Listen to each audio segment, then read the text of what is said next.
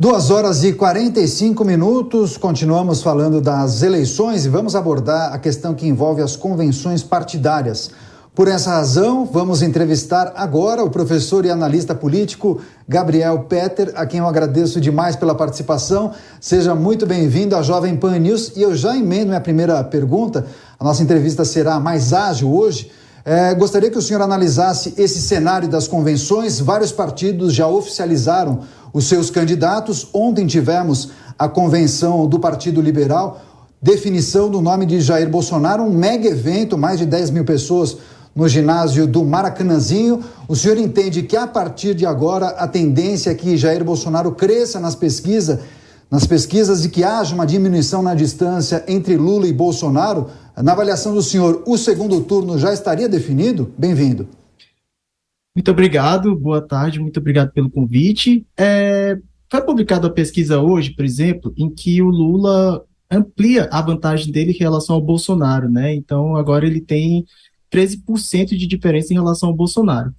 Porém, essa pesquisa, ela traduz um retrato imediato, né? Então, o impacto real, né, dessa disputa, que provavelmente vai se dar entre Jair Bolsonaro e Lula, ela vai ser traduzida quando os efeitos, né, do chamado pacote de bondades se fizerem sentir, né? Então, é possível, sim, que o Bolsonaro recupere alguma vantagem, né? Inclusive, ele está tentando aumentar a popularidade dele entre as mulheres, né? Inclusive, para isso, contando com a participação da primeira-dama, Michele Bolsonaro, e também no Nordeste, né? Onde ele perde muita musculatura, né? Onde ele tem pouca representatividade. Então, os efeitos desse pacote de bondades, né, do que é chamado de PEC kamikaze, que vão definir, né, qual é o cenário das eleições. A gente ainda não pode ter certeza que vai haver um segundo turno, porque em política tudo é muito dinâmico, mas, muito possivelmente, o primeiro turno será polarizado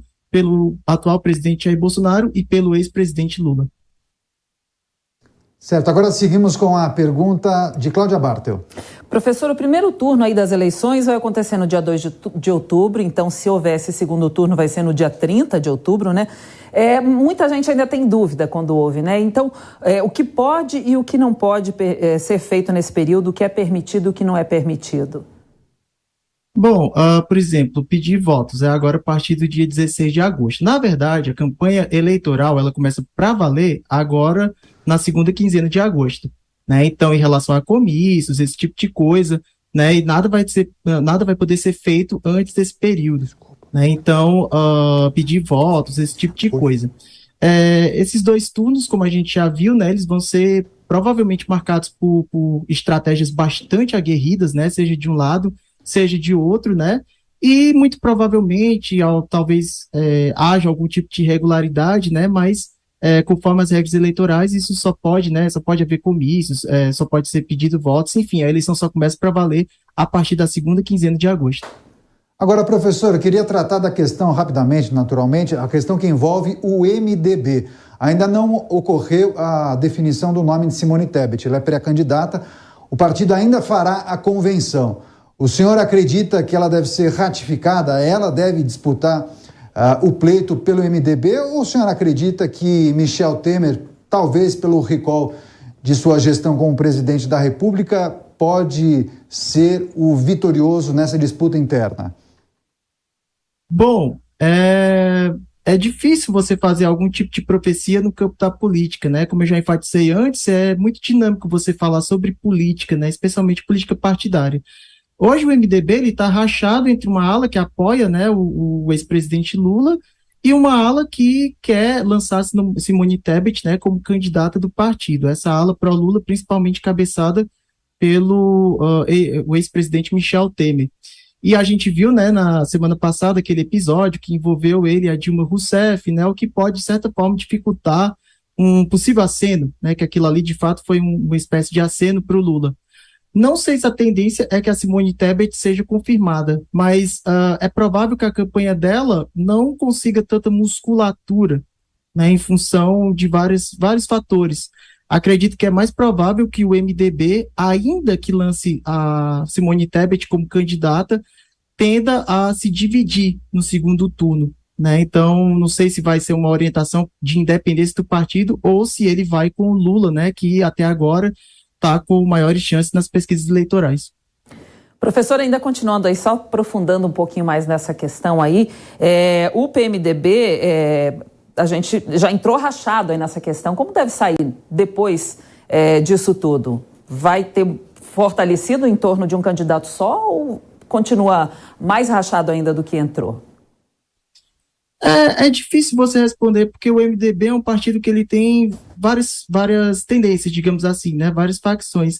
Para você ter uma noção de como a coisa é complexa, aqui do Ceará, de onde eu estou falando, havia uma aliança histórica entre o PDT e o PDT, né, para o governo municipal e estadual.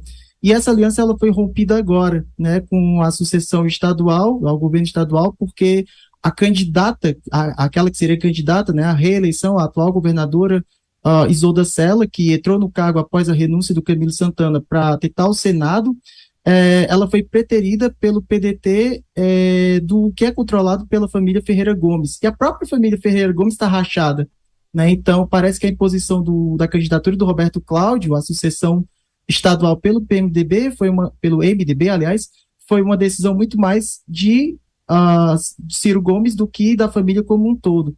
Então, assim, não sei se o MDB é um partido muito orgânico, né? Então, a tendência dele é sempre estar próximo dos governos. Então, no eventual vitória, seja de Lula ou de Bolsonaro, que, vamos falar a verdade, são as duas pessoas que vão levar essa eleição, né, tem mais chance de ganhar, é provável que o MDB, ele siga com o governo, né, ele é um partido bastante fisiológico, né, nesse sentido. Então, assim, também é muito pragmático, né, e a gente sabe que em política partidária, o pragmatismo é uma regra fundamental, né, então a tendência que eu acho é que na campanha ele esteja rachado, mas no eventual novo governo, ele esteja reunido em torno do poder. É isso, as articulações políticas e as convenções partidárias em destaque nessa entrevista especial com o professor e analista político Gabriel Peter, a quem eu agradeço demais pela participação. Até uma próxima, professor. Eu que agradeço, muito obrigado e uma boa tarde a todos.